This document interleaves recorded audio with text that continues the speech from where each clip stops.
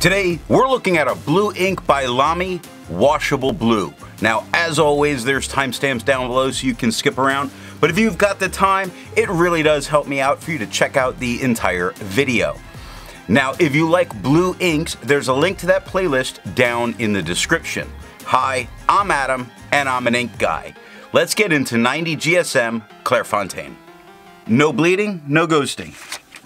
The 1.1 has no feather spread, halo sheen, no shade. The extra fine is about the same tone as the stub, with no feather spread, halo sheen. It does shade some. Brown goes darker to lighter. Over goes light to dark, 14 seconds to dry. Medium is quite a bit lighter than the extra fine. With no feather spread, halo sheen, it does shade. Brown starts a little darker, does work its way a little lighter. Over is a very light word, especially compared to dry. 21 seconds to dry. The scrubby for both don't really show much color variation, and we do get some, but not tons. Now, the smear test says you could likely recover it if you smeared while you were writing. To have a range of experience with this ink, the writing samples are all done with a Jinhao 159 with a 1.1 stub, a Jinhao X 450 with a medium, and a Jinhao X 750 with an extra fine. Then a Pen BBS 456 with a 1.5 stub was inked up, used for a day, and used to take the notes for this video. The next writing sample is done on 52 GSM Tomoe River. We have no bleeding, no ghosting. The 1.1 has no feather spread, halo sheen. Sorry, it does have some halo. Look at the W in washable. It's got a nice little outline, and most of the word blue has quite a bit of an outline going. Very nice, actually, halo going on here. Not a ton of shading, much more the outlining all the way through, and I think it really looks fantastic. The extra fine is a little bit darker in many places than the stub, with no feather spread. No real halo, just because of the thinner lines.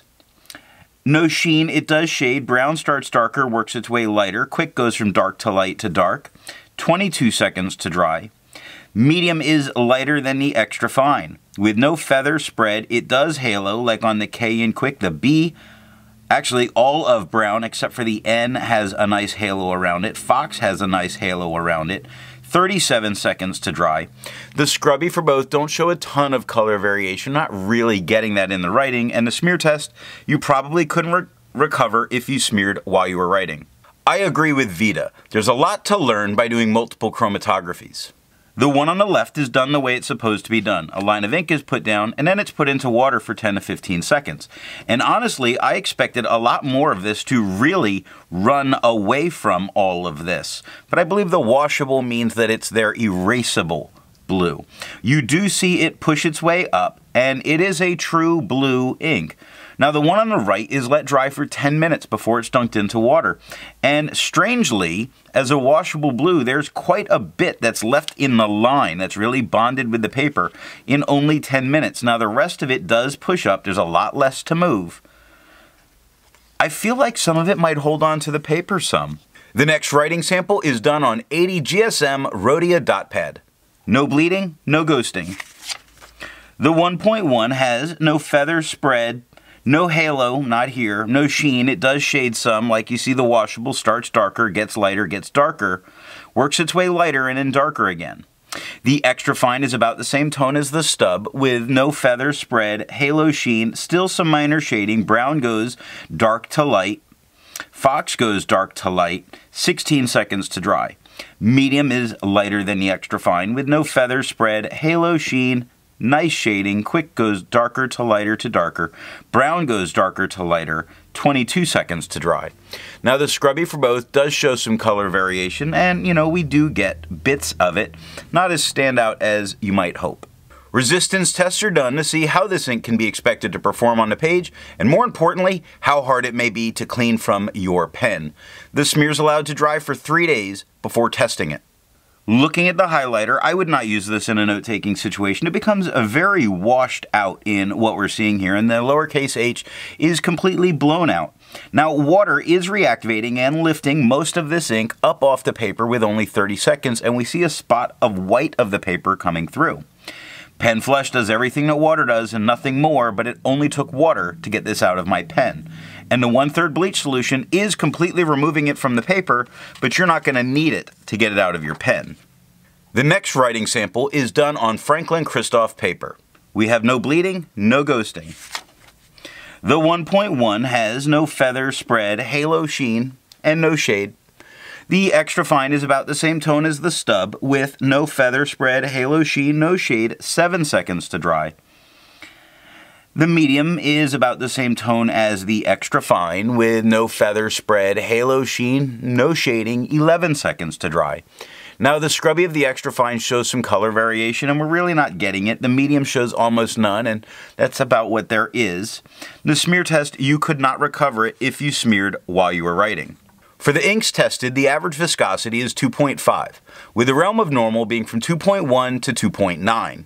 Lamy's Washable Blue has a viscosity of 2.63, making it normal.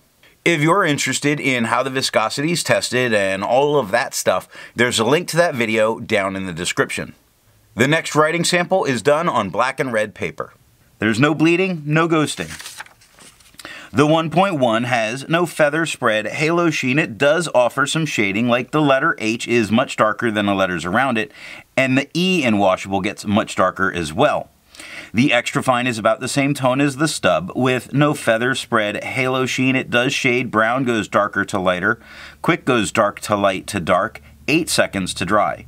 Medium is a little bit darker than the extra fine, with no feather, spread, halo sheen, still moments of shading, where brown goes from darker to lighter at the end, over goes lighter to darker, and 15 seconds to dry. The scrubby for both do show some color variation, and there is a little bit in the writing. For the inks tested, the average dry time is 17 seconds, and the realm of normal is 13 to 21 seconds. Lamy's Washable Blue has an average dry time of 22 seconds, which is a little bit longer than normal. Instead of finding inks that look like Lamy's Washable Blue, I'd prefer to find an ink that complements its color on the page. I went with a nice magenta from Callifolio, their Bordeaux. Now, if you'd prefer a different complement color, then down in the description are links to those playlists. So what do I think of Lamy's Washable Blue? Holy crap! I didn't like this color until seeing it in this wet stub. Now, the color is good with some vibrancy. I wish the tone is what that horrific Lamy blue looked like. And unfortunately, it doesn't look like this all the time. So what nib and pen will give the best writing experience with this ink? I found it wasn't so much about the nib itself, so much as the pen itself needs to be a very wet writer to put enough ink down to give it that vibrant blue that it can have. I hope you got something out of this video, and in the next one we're going to look at Noodler's Alamo's Twilight.